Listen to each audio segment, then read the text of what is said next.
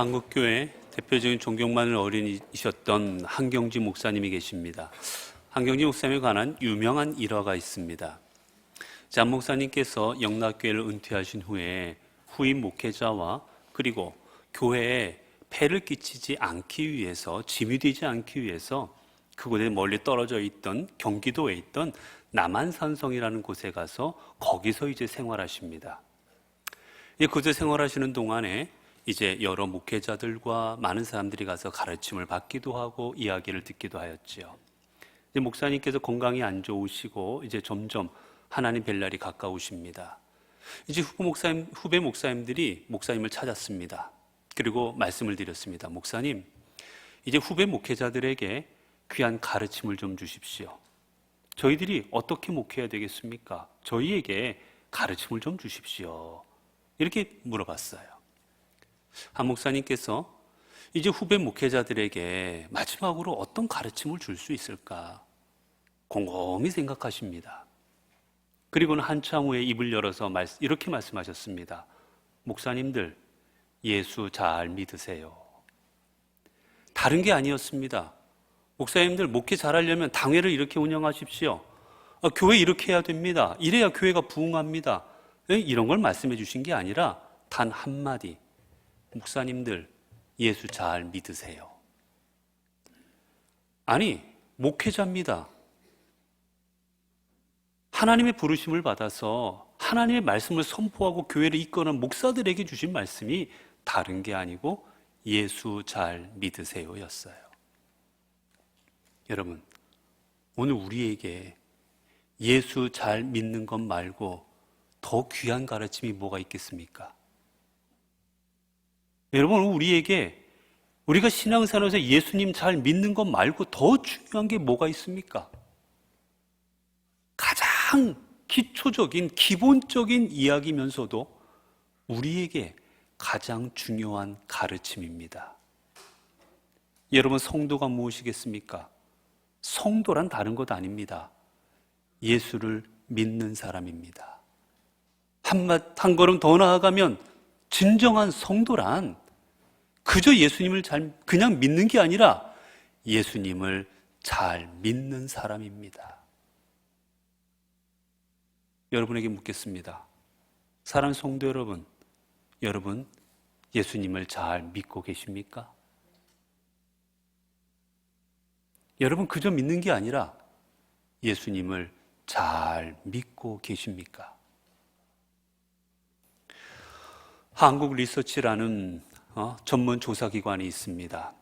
이곳에서 작년에 설문조사를 통해서 한국 종교인들이 어떻게 분포가 되어 있는지 조사를 해봤습니다.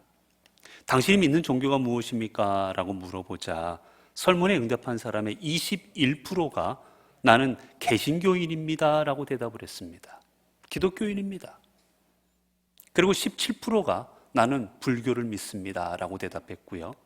약 11%가 나는 천주교회를 다닙니다 라고 그렇게 고백을 했습니다. 대략 맞춰보면 예수님을 믿는다라고 이 땅에 고백하는 사람들은 대략 31% 정도가 이 땅에 예수를 믿고 있다라는 사람들입니다. 어떻게 보면 3명 중에 하나, 아니 4명 중에 하나는 나는 예수님을 믿는 성도입니다라고 고백하는 사람들인 겁니다. 그런데 작년에 우리나라의 이제 부패지수, 전 세계 180여 개국을 좀 조사해서 나라가 얼마나 부패한지를 알아보는 지수가 있습니다. 이 등수가 떨어질수록 부패한 거예요. 우리나라는 180여 개국 중에 32위였습니다. 결코 높은 등수가 아니지요. 쉽게 말하면 부패 지수가 높은 겁니다. 그나마 많이 올라간 겁니다. 예전에는 50몇 등 더 뒤였지만 근래 들어서 그래도 많이 오른 게 이 정도입니다. 그래서 매년 범법자들, 형법상의 범법을 저지르는 사람들이 얼마나 되고 있나를 조사를 합니다. 지난 30여 년간을 조사해 봤더니 범법자들이 무려 2배가 늘었습니다. 우리나라의 범죄율은 이웃 나라인 일본에 비해서 2배나 높습니다. 일본은 기독교인 비율이 몇 프로 되지도 않습니다. 여러분, 우리는 3명, 4명 중에 1명이 교회를 다니고 있고 수많은 교회와 수많은 성도들이 있는데 이 나라의 범죄율과 이 나라의 부패지수는 어떤 나라보다도 더 높다라는 거예요.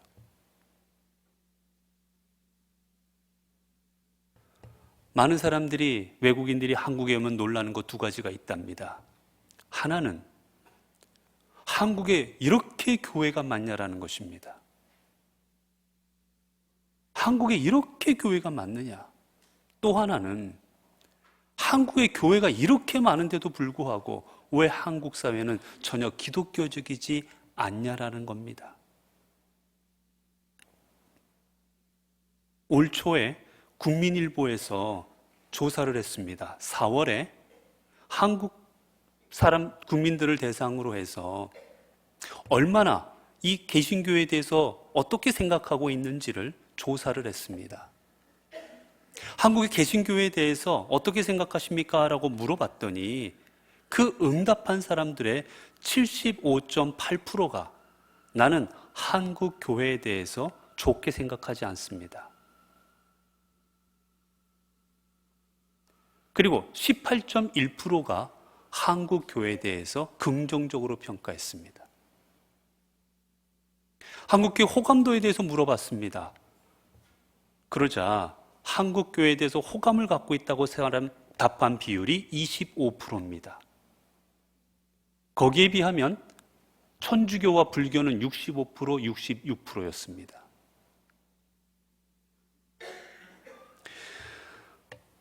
엠브레인 트렌드 모니터라는 이런 단체에서 대한민국에 있는 국민들이 한국 교회에 대해서, 이 종교에 대해서 어떤 단어들이 주로 이 종교와 매치, 연관이 되어서 사람들이 찾고 있나, 다시 말하면 이 종교를 생각하면 어떤 단어들이 생각나는지 조사를 해봤습니다.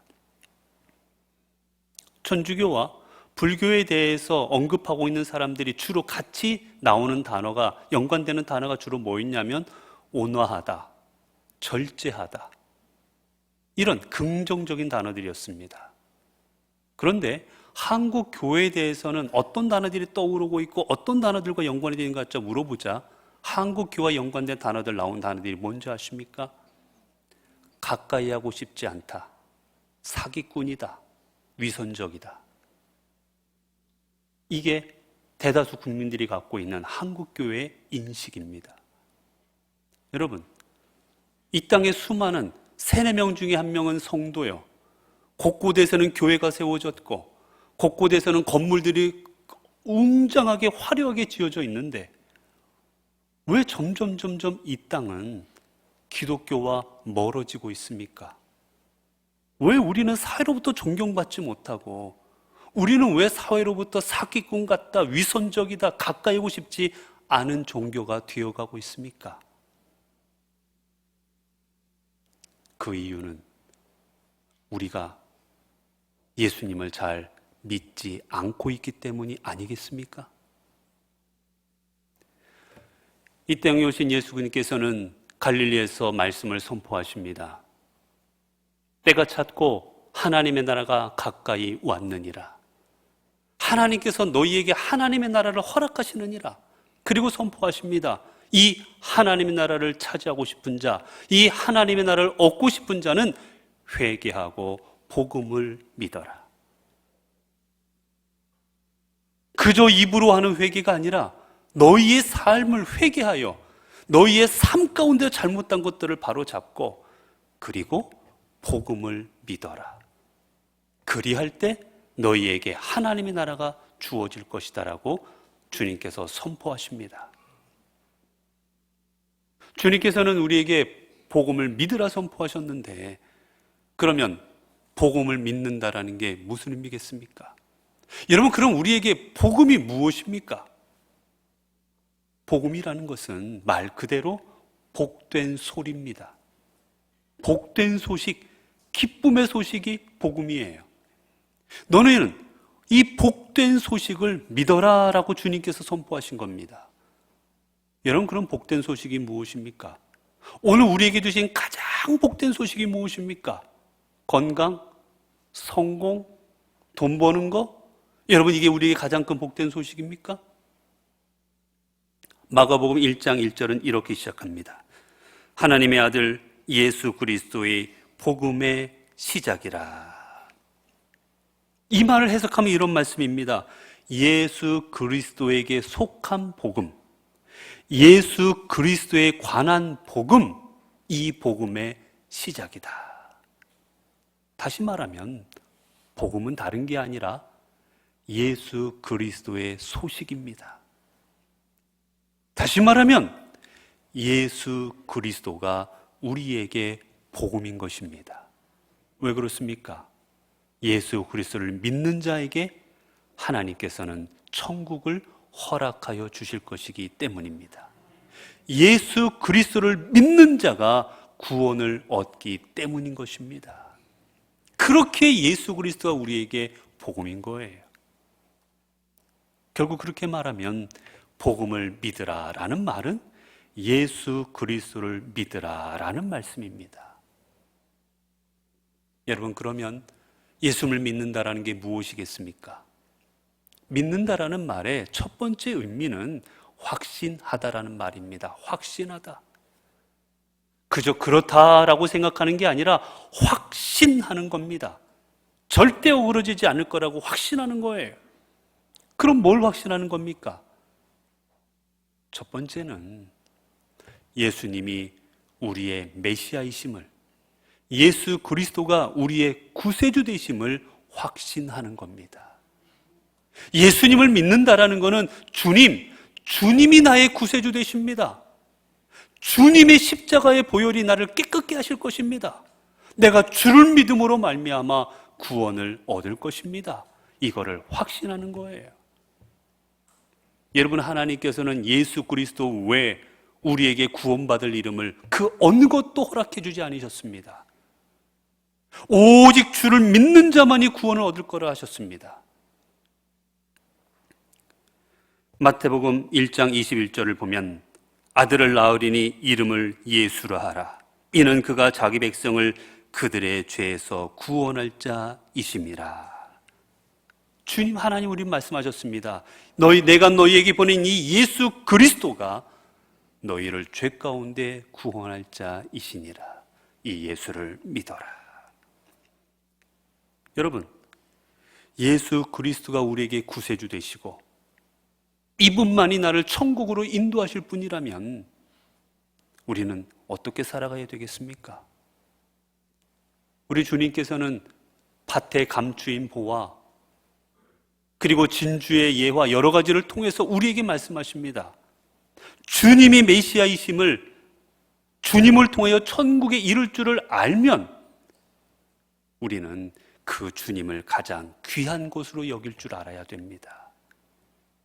내 삶의 가장 소중한 부분을 주님으로 여겨야 되는 거예요. 밭에, 자신이 농사짓는 밭에 보화가 들어있는 것을 안 농부는 재산을 다 팔아서 그 밭을 삽니다.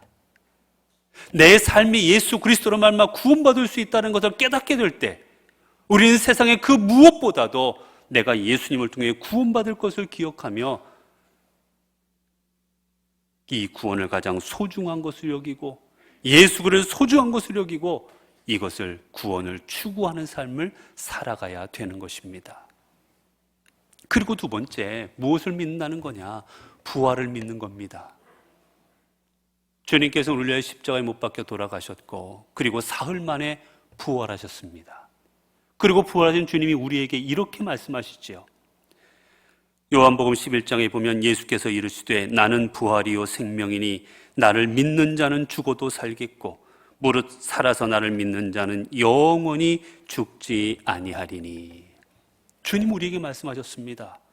나를 믿는 자는 죽지 아니하겠고 살아서 나를 믿는 자는 영원히 죽지 않고 나와 함께 부활할 것이다. 여러분, 우리는 이 땅의 삶이 마지막이 아닌 사람들입니다. 우리는 이 땅을 통하여서 부활하여 예수 그리스도와 함께 영원히 살아갈 사람들입니다. 그렇다면 여러분의 소망이 어디에 있으십니까? 여러분, 우리가 저 천국으로 갈 사람들이라면, 부활해서 천국을 소유할 사람들이라면 우리의 소망은 천국에 있어야 되지 않겠습니까? 우리의 소망은 부활에 있어야 되지 않겠습니까? 그럼에도 불구하고 부활을 믿지 않을 때 우리의 삶은 여전히 세상을 소망하며 살아갑니다. 무엇을 입을까? 무엇을 마실까? 내 삶을 통하여 무엇을 누릴까? 부활을 믿지 못했던 제자들, 그들의 삶은 어디로 향했습니까? 베드로와 더불어 모든 제자들은 그저 먹고 살기 위하여 바닷가로 나아갑니다. 그러나 예수 그리스도의 부활을 목격하고 확신을 얻게 되자 그들은 복음을 들고 세상으로 나아갑니다. 오늘 우리도 내가 진정으로 예수를 믿고 있다면, 내가 예수 그리스도를 믿는 삶을 살아가고 있다면 우리는 천국을 소망하고 부활을 소망하며 복음 들고 세상으로 나아가는 자가 되어야 되는 것입니다. 여전히 먹을 것, 여전히 입을 것, 여전히 세상 것들로 인하여 내가 주님을 멀리하고 있다면, 이것들이 내 삶의 가장 중요한 부분들을 차지하고 있다면 우리의 믿음은 무엇인가가 잘못된 것이지요. 또한 믿는다라는 말, 이 말은 신뢰하다라는 뜻입니다. 예수님을 믿는다라는 말은 예수님을 신뢰하는 겁니다. 예수 그리스도를 통하여 내가 구원받을 것임을, 예수 그리스도가 내 인생의 주인이 되어주셔서 내가 주님을 믿을 때 주님이 내 인생을 책임져 주실 것임을 우리는 신뢰하는 겁니다. 여러분, 신뢰라는 말은 무슨 뜻이냐? 흔들리지 않는다라는 거예요. 그 믿음이 안 흔들리는 겁니다. 여러분, 요셉이 그가 형들의 미움을 받아서 노예로 팔려갑니다. 그리고 모함을 받고 오해를 통해서 감옥에 갇힙니다. 그런데 성경은 어떻게 기록하느냐? 요셉이 하나님과 함께 동행함으로, 요셉이 하나님과 동행하는 삶이었다고 성경은 기록합니다. 여러분, 감옥에 갔습니다. 노예가 되었습니다. 어떻게 그 삶의 처지에서도 하나님과 동행할 수가 있습니까? 하나님을 원망하지 않고, 하나님 어떻게 저한테 이러실 수 있습니까? 원망하지 않고 어떻게 하나님과 동행합니까? 이유는 여기 있습니다. 요셉은 하나님을 신뢰했기 때문입니다. 비록 내가 감옥에 있어도, 비록 내가 노예의 신분이어도 하나님은 나를 버리신 것이 아니라 이 모든 삶을 통하여 하나님의 뜻을 이루실 것임을 그는 의심치 않았던 겁니다. 하나님을 신뢰했기에 그는 어떤 자리에 있든지 간에 믿음으로 나아갈 수가 있었던 겁니다.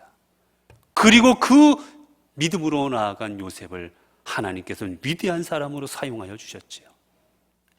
다윗도 마찬가지입니다. 여러분, 다윗, 사무엘을 통하여 하나님께서는 이스라엘의 왕이 될 것이라고 예언하시고 그에게 기름을 부으십니다. 그러나 웬일입니까? 다윗의 인생은 더 나빠집니다. 자신의 장인이었던 사울로부터 죽음의 위협을 받고 도망 다닙니다. 수천 명의 군사들이 자신을 죽이려고 매일같이 쫓아옵니다. 단 하루도 마음 편히 자는 날이 없었습니다. 언제 저들의 추격 안에 내가 고해서 내가 죽임을 당할지 모르기에 하루하루 잠시도 마음을 놓지 못하고 매일 도망 다니고 때로는 적들 앞에 미친 척까지 합니다. 그러나 성경 어디를 봐도 다윗은 하나님 앞에 하나님 나를 구원하소서, 나를 인도하소서라고 하나님 앞에 간구했지, 그리고 하나님께서 나를 이끌어 주실 것이라고 확신했지, 그가 주님을 원망하는 대목이 없습니다. 어떻게 그럴 수 있습니까? 왜 나를 기름 부어가지고 나를 이렇게 도망다니게 하십니까? 1년도 아니고 10여 년의 세월을 도망다니게 하십니까? 라고 원망하지 않았습니까? 이유는 하나님을 신뢰했기 때문입니다. 비록 내 뒤에 수천 명의 군사들이 칼과 창을 들고 나를 쫓아올지라도 하나님께서는 하나님이 나를 통하여 하나님의 언약을 이루실 것이라는 확신, 하나님은 나를 통하여 하나님의 역사를 이루어 가시는 신뢰가, 확신이 있었기에 하나님 나를 책임져 주실 것이라는 신뢰가 있었기에 그는 그 길을 온전히 갈 수가 있었던 겁니다. 사도 바울도 마찬가지입니다. 사도 바울이 2차 전도 여행 중에 빌립보에 가서 심하게 매를 맞고 감옥에 갇히게 됩니다. 로마 시민은 매를 맞지 않아도 되었지만 그는 매를 맞았고, 그리고 착고에 차여서 재판도 받지 아니하고 감옥에 갇힙니다. 이 빌립보에 오게 된 배경에도 자신이 원해서 온 게 아니라 성령께서 이끌어서 여기까지 왔습니다. 그런데 감옥에 갇혀 매를 맞는 처지에 전락하고 만 거예요. 얼마나 원망스러웠겠습니까? 얼마나 고통스럽겠습니까? 그러나 사도 바울이 그곳 감옥에서 한 일이 무엇입니까? 찬송하고 기도합니다. 감옥에 있는 모든 사람들이 들을 수 있을 정도로 큰 소리로 찬송하고 기도합니다. 하나님을 찬양합니다. 여러분, 어떻게 그럴 수 있습니까? 바울은 하나님을 신뢰했기 때문입니다.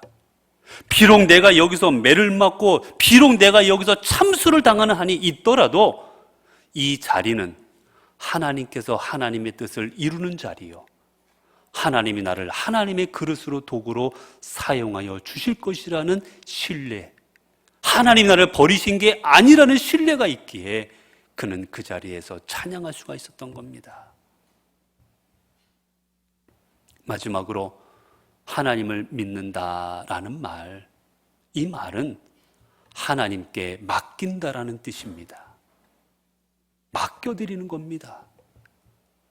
하나님이 내 인생의 구세주가 되시고 하나님이 내 인생을 책임져 주실 줄로 믿고 확신할 때, 그리고 흔들리지 않을 때 우리는 하나님께 내 인생을 드립니다. 책임져 주실 줄로 믿고요. 이게 믿는 거예요, 여러분. 여러분, 내가 하나님 앞에 내 인생을 맡겨드리는 건 무엇을 의미합니까?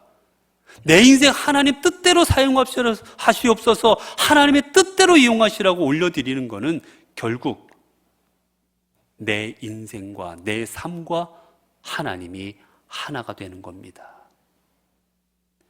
그래서 이 하나님과 하나의 됨을 사도 바울은 갈라디아서 2장 20절을 통해 이렇게 고백했지요. 내가 그리스도와 함께 십자가에 못 박혔나니 그런즉 이제는 내가 사는 것이 아니요 오직 내 안에 그리스도가 사시는 것이라. 이제 내가 육체 가운데 사는 것은 나를 사랑하사 나를 위하여 자기 자신을 버리신 하나님의 아들을 믿는 믿음 안에서 사는 것이라. 여러분, 주님께 내 인생을 맡겨드릴 때 주님은 우리 안에 임재하십니다. 그리고 나 또한 주님 안에 거합니다. 그래서 내가 주님 안에 거하고 주님이 내 안에 거하시고 하나가 되는 거예요. 하나가 될 때 하나님이 나를 주장하십니다. 하나가 될 때 하나님이 나를 통해 역사하십니다. 나를 통해 말씀하십니다. 나를 통해 행하십니다. 이게 바로 하나님과 하나 되는 삶이에요. 그래서 그런 삶을 살아가게 되면 사람들이 나를 통하여 내 안에 역사하시는 하나님을 발견합니다. 내 안에서 생명을 주시고 나를 이끄시는 그 예수 그리스도를 사람들이 보게 되는 거예요. 베드로가 기도하러 요한과 함께 성전으로 올라가고 있었습니다. 성전 미문에 나면서부터 걷지 못했던 한 사람이 있습니다. 성령의 감동으로 베드로가 이제 그에게 다가갑니다. 그리고 이렇게 말을 하지요. 베드로가 요한과 더불어 이르되, 주목하여 이르되 우리를 보라. 베드로와 요한이 가서 말합니다. 베드로가 그대여 우리를 주목하여 보아라. 왜 베드로는 자기 자신들을 왜 주목하여 보라 했을까? 저 십자가에 달린 예수 그리스도를 보세요. 당신을 일으켜 세우실 주님을 한번 생각해 보세요라고 한 게 아니라 왜 나를 보십시오라고 말을 했을까? 주목하여보다는 뚫어지게 쳐다보라는 겁니다. 나를 뚫어지게 왜 쳐다보라 했을까? 내가 초대교회 수장이요, 내가 초대교회를 이끌어가는 지도자요, 내가 능력의 종이니 나를 좀 보아라, 그렇게 말씀하신 것일까? 아닙니다. 뒤에 보면 베드로가 이제 예수님의 이름으로 그를 일으켜 세우게 되어 그가 성전 안을 뛰어다니게 되자 많은 사람들이 놀랍니다. 그리고 이 일을 행한 베드로를 주목하여 베드로를 추앙하려 합니다. 이때 베드로가 이들에게 이렇게 말하지요. 이스라엘 사람들아, 이 일을 왜 놀랍게 여기느냐? 우리 개인의 권능과 경건으로 이 사람을 걷게 한 것처럼 왜 우리를 주목하느냐? 말합니다. 왜 나를 주목하느냐? 그리고 말합니다. 이 일은 너희가 십자가에 달려 죽인 예수 그리스도께서 하신 일이니라. 그렇다면 왜 이 시간 베드로는 자신을 보라 한 것일까? 이유는 이겁니다. 내 안에 역사하실 하나님, 내 안에 당신의 생명을 구원하실 예수 그리스도, 나와 함께 하시는 예수 그리스도, 나를 통하여 예수 그리스도를 보라는 겁니다. 그만큼 사도 베드로는 자신이 있었던 겁니다. 나를 보라는 게 나를 통해 인간 베드로를 보라는 게 아니라 내 안에 계시는 예수님을 보라, 그 말을 자신 있게 할 수 있을 정도로 그는 주님과 하나 되는 삶을 살아갔었던 겁니다. 그렇기에 그가 위대한 사도로 쓰임 받았던 것이지요. 사랑하는 성도 여러분, 여러분의 삶, 어떠한 삶을 살아가고 계십니까? 우리 모두 예수 그리스도를 잘 믿는 삶을 살아가야 되겠습니다. 사랑하는 성도 여러분, 예수님을 잘 믿는 삶을 살아가십시오. 여러분의 삶이 예수 그리스도를 구세주로 믿고 여러분의 삶을 부활로 인도하실 줄로 믿고 여러분의 인생을 하나님이 책임져 주실 줄로 믿고 하나님과 하나 되는 삶으로 살아가십시오. 그래야 여러분의 삶을 통하여 예수 그리스도가 드러나게 하십시오. 여러분의 말을 통해 주님이 드러나고 여러분의 손을 통해 주님이 드러나고 여러분의 발을 통해 여러분의 삶을 통해 주님이 드러난 삶으로 살아갈 수 있기를 바랍니다.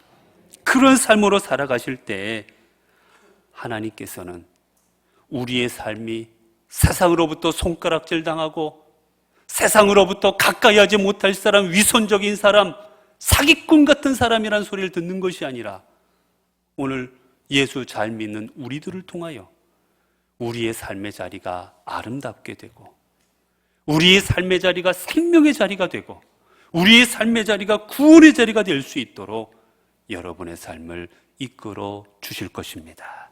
기도하겠습니다. 은혜로우신 하나님, 오늘도 우리들을 예수님을 믿는 자로 불러주심에 감사를 드립니다.